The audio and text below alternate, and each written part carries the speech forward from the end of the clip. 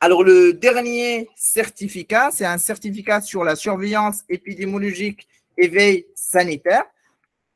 Donc, les objectifs de ce certificat, c'est premièrement concevoir un système de collecte de données pour surveiller les maladies et les tendances de la santé, analyser les données épidémiologiques avec l'utilisation des logiciels statistiques, détecter et évaluer des associations et identifier les facteurs de risque, et aussi interpréter les résultats des analyses épidémiologiques et les communiquer de manière claire aux parties prenantes qu'on a au niveau d'une structure hospitalière.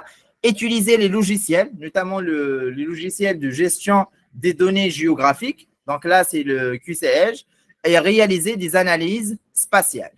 Alors le public cible, donc c'est des professionnels de santé, les chercheurs en épidémiologie, les professionnels de la statistique et de la géomatique, les personnels de laboratoire et de la santé environnementale, les agents de la santé communautaire et toute autre personne qui souhaite acquérir des compétences approfondies dans le domaine de la surveillance épidémiologique.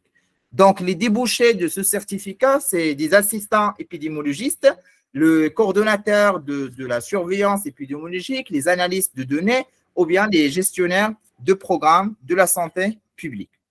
Alors, ce certificat, il est structuré en 8 modules. Donc, nous avons un premier module sur l'épidémiologie de base, un deuxième module sur l'épidémiologie analytique, lié notamment à l'étude de cohorte et l'étude des cas témoins, l'analyse de la régression, l'analyse de la survie. Le troisième module, c'est un module sur la surveillance épidémiologique, que ce soit une surveillance à travers un système actif ou bien un système passif ou encore un système intégré, la surveillance des maladies transmissibles et non transmissibles, la surveillance des facteurs de risque et la surveillance environnementale. Le quatrième module, c'est un module sur les sources de données pour la surveillance épidémiologique. Donc, nous allons voir différentes catégories de données, que ce soit des données de santé publique, les données de laboratoire, santé électronique, géographique et sociale, ou bien les sources de données internationales, notamment publiées par l'Organisation mondiale de la santé. Le cinquième module, c'est un module sur les méthodes de recherche en épidémiologie, où nous allons voir les différentes méthodes de recherche en épidémiologie, également comment analyser les biais, les facteurs de confusion et de causalité, et aussi l'étude de l'association causale entre les épidémies et ces facteurs. Le module 6, c'est un module sur l'investigation d'une urgence de santé publique.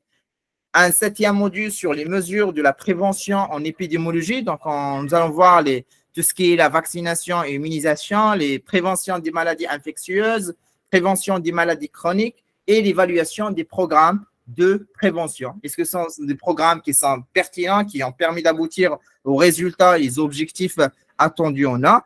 Le septième module, c'est un module sur la biostatistique, parce que lorsqu'on parle de la surveillance épidémiologique, toujours, on a besoin également de compétences en statistique pour analyser les causalités, pour analyser la régression, donc à travers des outils statistiques. Et parmi les outils que nous allons voir à ce niveau, c'est des logiciels d'analyse statistique tels que SPSS. Et aussi, on a un besoin en tant qu'épidémiologiste d'un logiciel d'analyse des informations géographiques. Dans ce cas, on va voir un logiciel qu'on nomme, c'est le SIG, qui va nous permettre de collecter et gérer les données géospatiales et aussi établir des cartographies, par exemple, par rapport à une zone liée à une épidémie de données. Donc, ça sera un cas pratique dans le logiciel qui est le logiciel SIG.